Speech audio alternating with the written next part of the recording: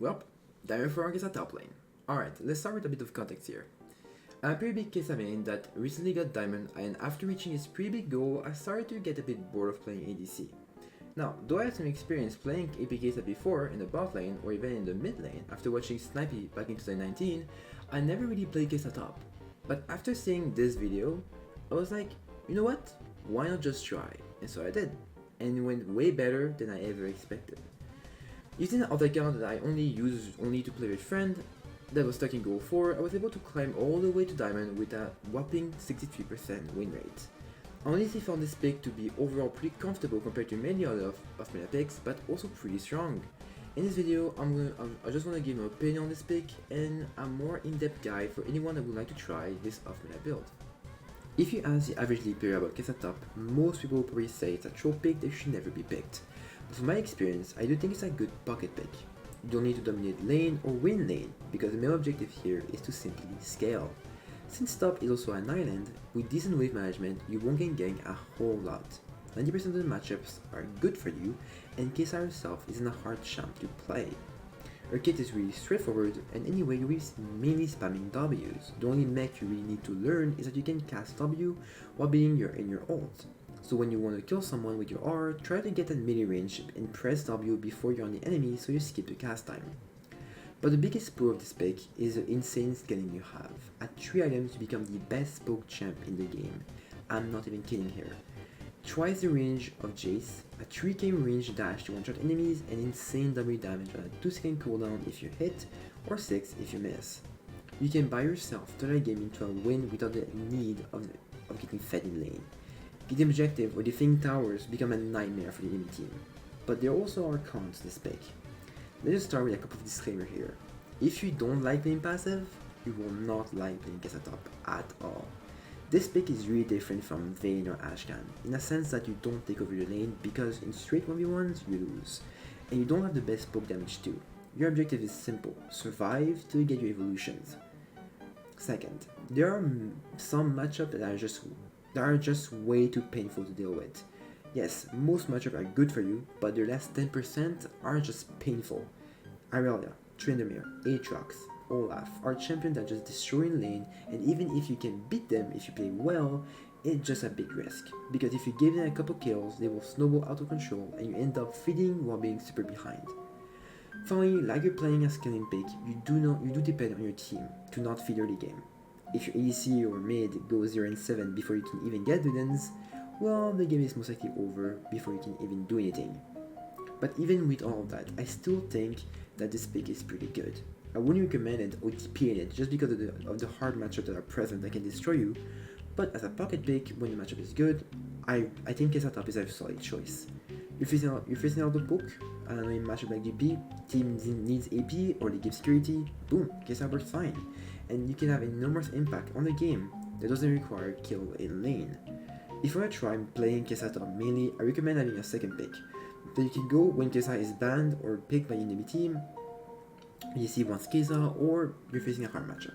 Before I start with the guide, I just want to add one last bit of information. If you watch Shiny's video and you look at Zong, the AP Kai'Sa player in question, you can see that he plays kinda aggressive. Shoving wave, bullying them in the top, and even in hard matchup, he still wins since he simply outplayed the enemy top mechanically. This can make it difficult for a new average player to try this pick because you need to master Kai'Sa first. But the way I climb is a bit different. I played as risk-free as possible, just trying to farm near my tower. Of course, if the enemy top walked into me, I would kill him, but it's common that after 10 minutes, I'm still 0-0-0. There is really nothing specific to Kai'Sa that was making it difficult, and this is why I'm saying that this pick is easier than expected. Because you don't need to spend that much time learning a new champ, just having the basic knowledge is enough in my opinion, for this pick to work in the right matchups. The only hard thing, and you will see later in the video, is understanding wave management, which is important no matter the pick top lane. Alright, let's go over the guide to actually play Kai'Sa top, and let's start with the runes and build. In terms of runes, you really want to go for first strike into Boots, Biscuit, Cosmic Insight, Mana for Ban, and Transcendence. You can also go Future Market if you feel like you don't need the added sustain from cookies in lane.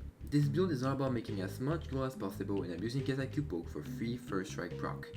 A second rune option is going for a more standard Kai'Sa rune page like LT, but I recommend only going for a little tempo when you know you can kill the enemies top like versus a mage, like Salas.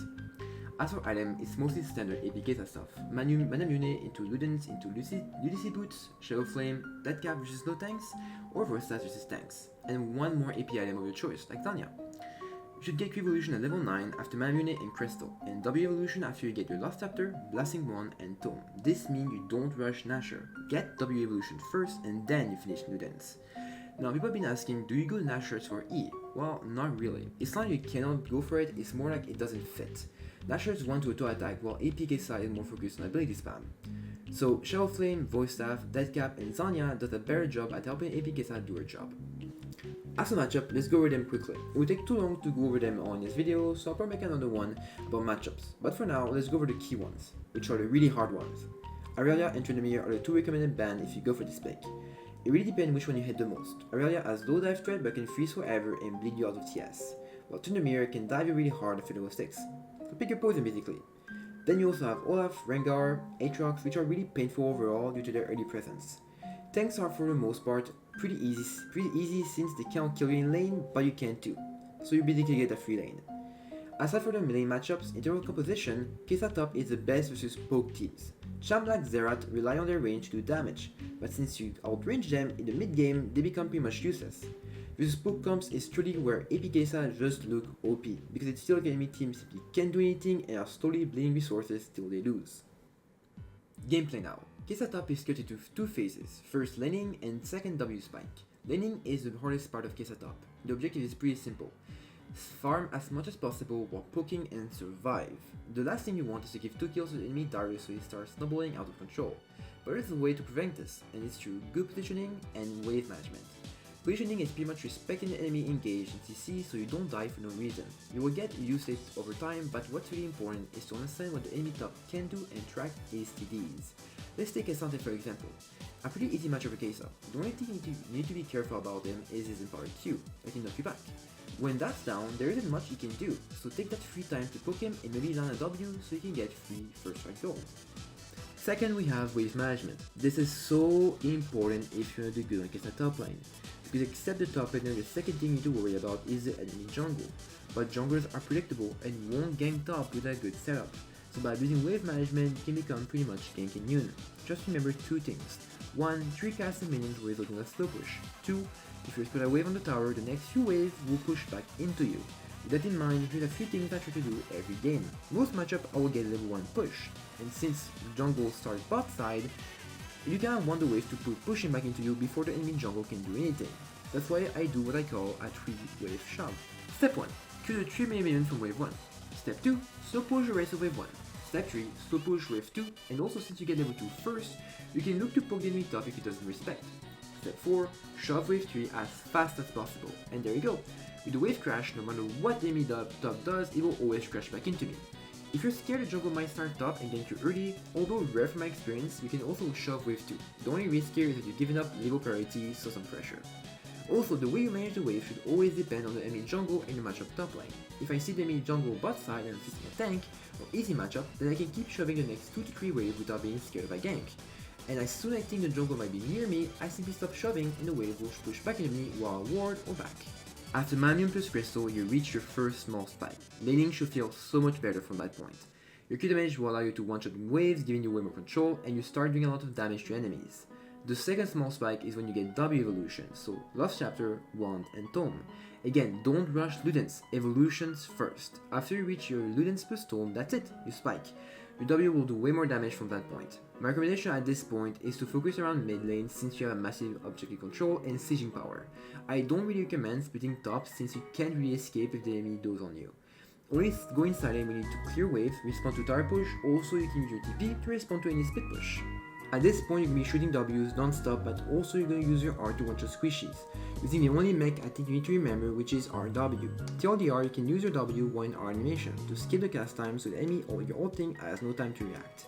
When you press W, it will go where your cursor was when you press the ability. To prevent missing, try to R at melee range, as close to the enemy as possible, and W before you get there. I recommend that you trade in practice tool before going a real game. It's not hard, but getting used to it is always better. Finally, when throwing W's, try to shoot them at an angle. If you look at this clip, Sante can easily tank my W's, so if I shoot him in a straight line, it's easy for him to tank. But from an angle, it makes it really hard for him because you need to care about me, the wave, and your team.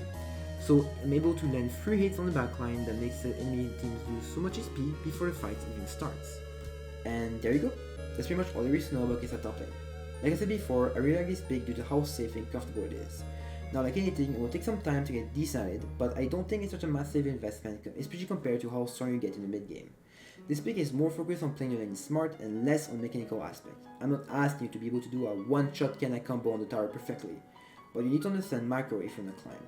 I know for a lot of people this pick might seem boring, but if you're someone that prefers this safe playstyle, then even though this video was a little bit scuffed, I hope it can help. If you have any more questions, feel free to ask them in the comments. You can also join the Kai'Sa main Discord server where I hang out a lot if you want a longer explanation. Finally, I'm streaming as video releases, playing some games. Kai'Sa top versus way better players than me, so come hang out and ask questions. All the links are in the description below. In this channel, I'll most likely post some more Kai'Sa, league content, and maybe other games too. So if you want to stay updated, like and subscribe, and thanks for watching.